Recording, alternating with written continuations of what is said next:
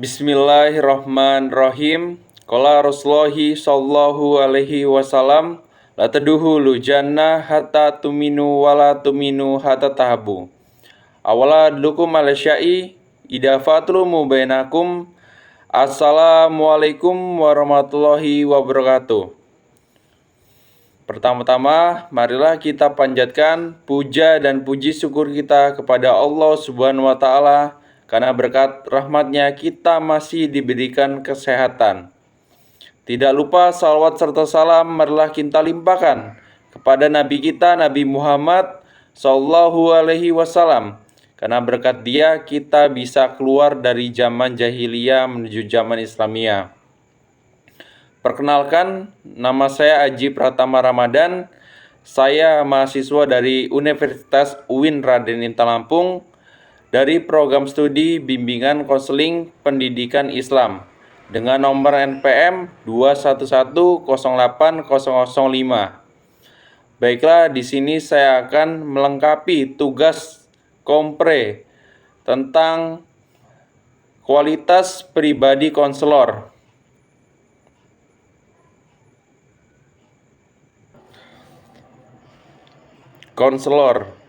Konselor adalah profesional yang memberikan layanan konseling untuk membantu individu mengatasi masalah pribadi, sosial, emosional, atau psikologis.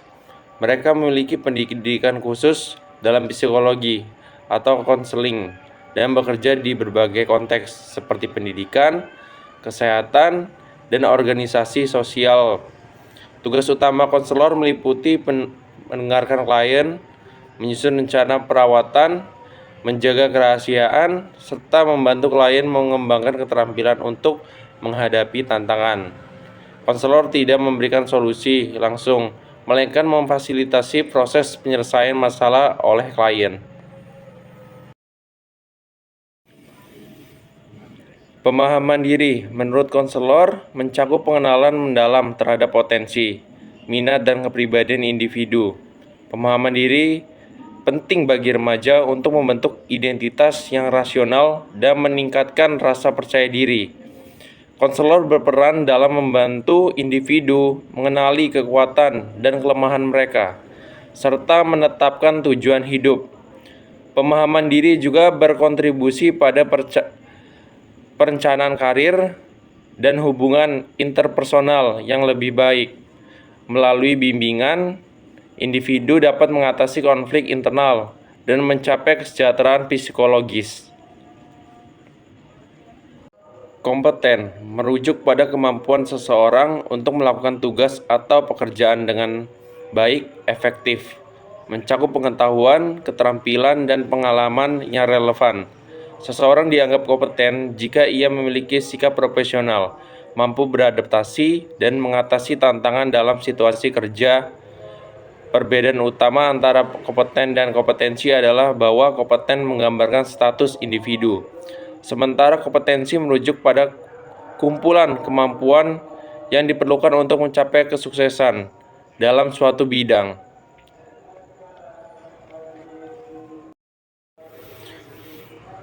Kesehatan psikologis yang baik menurut konselor mencakup beberapa kriteria penting. Konselor harus memiliki kesadaran diri, memahami emosinya, serta mampu mengendalikan perasaan selama sesi konseling. Mereka juga perlu memiliki kompetensi, termasuk pengetahuan teknis untuk membantu klien. Selain itu, konselor harus menunjukkan empati, kejujuran, dan kemampuan mendengarkan aktif, sehingga menciptakan lingkungan yang nyaman bagi klien. Kesehatan psikologis yang baik pada konselor sangat penting. Dapat dipercaya. Untuk dapat dipercaya, konselor harus memiliki kejujuran yang tinggi, yaitu sifat keterbukaan, otentik, dan objektif dalam memberikan layanan. Hal ini memastikan adanya relevansi antara penilaian diri sendiri dengan penilaian orang lain terhadap klien. 1. Terbuka, menggunakan cara yang transparan dan jelas dalam berinteraksi dengan klien. Otentik, bersikap otentik dan tidak berpura-pura dalam memberikan layanan. Tujuan memberikan evaluasi yang netral dan tidak bias sehingga meningkatkan kepercayaan klien. Dengan demikian, dapat dipercaya pada konselor tercermin dari integritas, transparansi, dan objektif dalam pemberian layanan. Bersikap hangat. Konselor harus menunjukkan karakteristik yang ramah, perhatian, dan kasih sayang. Kehangatan ini penting untuk menciptakan suasana nyaman sehingga konseling merasa lebih terbuka dalam berbagai pengalaman emosional. Konselor yang hangat juga mampu mengurangi ketegangan menggunakan komunikasi yang verbal seperti nada suara dan ekspresi wajah yang mendukung sikap. Ini berkontribusi pada hubungan yang efektif antara konselor dan konseli yang esensial dalam proses konseling. Kejujuran. Kejujuran dalam konseling sangat penting dalam menciptakan hubungan yang otentik antara konselor dan konseli. Konselor yang jujur dapat memberikan umpan balik yang lebih efektif dan mempercepat proses terapi kejujuran. Memungkinkan konselor memahami situasi klien dengan lebih baik, membantu mereka menghadapi kenyataan dan memfasilitasi pertumbuhan pribadi. Selain itu, kejujuran juga berkontribusi pada terciptanya suasana psikologis yang nyaman sehingga klien merasa aman untuk berbagi.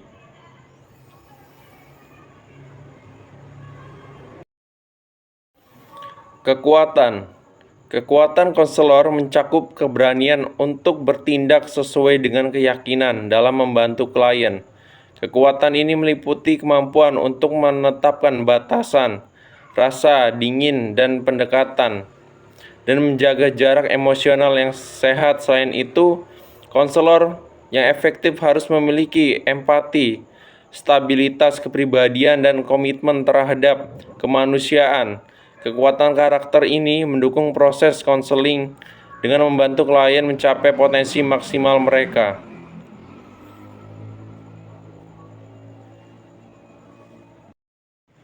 Memberikan respon aktif. Respon aktif dalam konseling melibatkan keterampilan konselor untuk merespon secara empatik dan efektif terhadap klien. Ini mencakup mendengarkan aktif. Konselor harus memberikan perhatian penuh, menunjukkan minat melalui kontak mata dan anggukan kepala. Refleksi perasaan, memastikan kembali perasaan klien untuk pemahaman yang tepat. Parafrase, mengulang kembali pernyataan klien dengan kata-kata sendiri untuk memperjelas dan mengkonfirmasi pemahaman. Pernyataan terbuka, mengajukan pernyataan yang mendorong klien untuk mengeksplorasi lebih dalam tentang perasaan dan pengalaman mereka.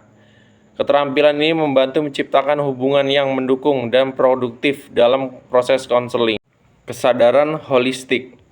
Menurut pribadi konselor, mencakup pemahaman menyeluruh tentang individu yang meliputi aspek fisik, mental, sosial, dan spiritual. Konselor berusaha untuk melihat klien sebagai entitas yang utuh, bukan hanya berdasarkan masalah yang dihadapi.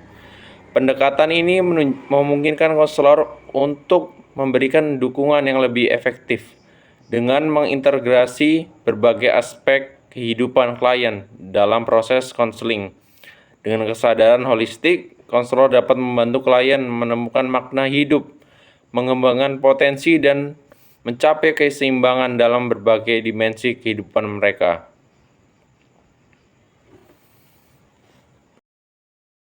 Kepekaan menurut pribadi konselor adalah kemampuan untuk memahami dan merespon dinamika emosional serta kebutuhan klien dengan tepat. Kepekaan ini penting untuk memastikan efektivitas layanan konseling dan membangun kepercayaan antara konselor dan klien. Ini mencakup 1. Kesadaran budaya.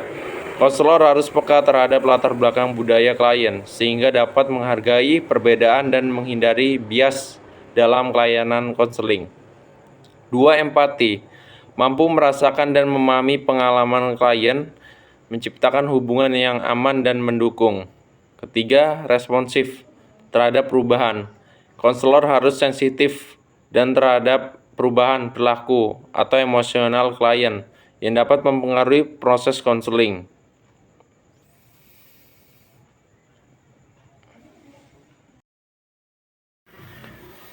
Empati. Empati menurut pribadi konselor dalam konseling adalah kemampuan untuk memasuki kenyataan klien, merasakan perasaan klien, dan memahami apa yang dipikirkan klien.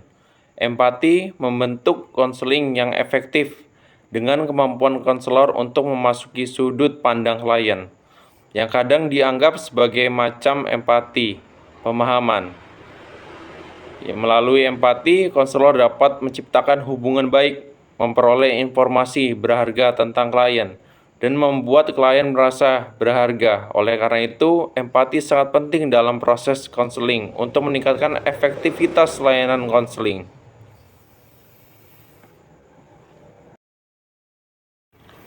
Sabar.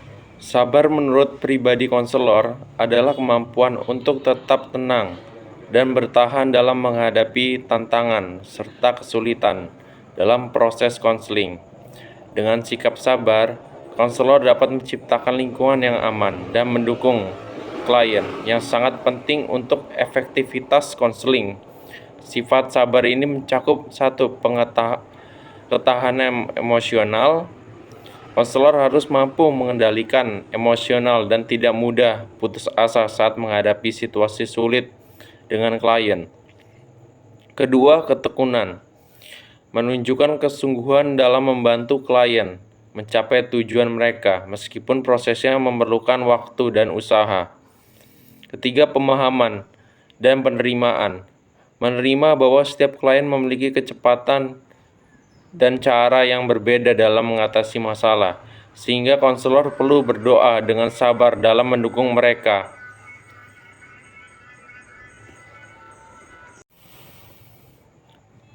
Respect. Menurut pribadi konselor, respect dalam konteks konseling berarti memberikan penghargaan dan rasa hormat yang tulus terhadap klien. Hal ini mencakup beberapa komponen utama. 1. Komunikasi positif.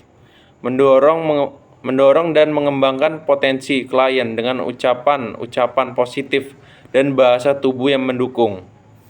2. Empati, memahami cara memandang dan merasakan klien dengan cara klien itu sendiri berpikir dan merasakan dirinya sendiri.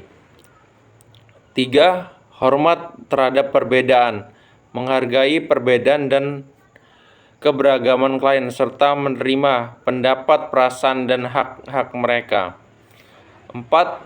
Sikap sabar dan peka, menunjukkan kepekaan terhadap reaksi diri sendiri dan klien, serta mengajukan pertanyaan yang arif untuk memahami situasi klien.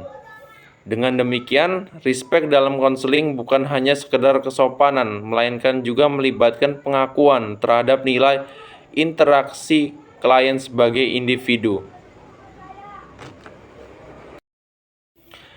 Ikhlas. Ikhlas menurut konselor pribadi yang mencerminkan niat tulus dalam membantu klien tanpa mengharapkan ketidakseimbangan atau pengakuan. Ikhlas berarti melakukan tugas konseling semata-mata untuk mendekatkan diri kepada Allah dan memberikan manfaat bagi orang lain. Dalam konteks ini, konselor harus menjaga kemurnian niat agar interaksi dengan klien bersih dari kepentingan pribadi atau ria. Dengan sikap ikhlas, konselor dapat menciptakan lingkungan yang mendukung dan menekankan klien serta meningkatkan efektivitas proses konseling.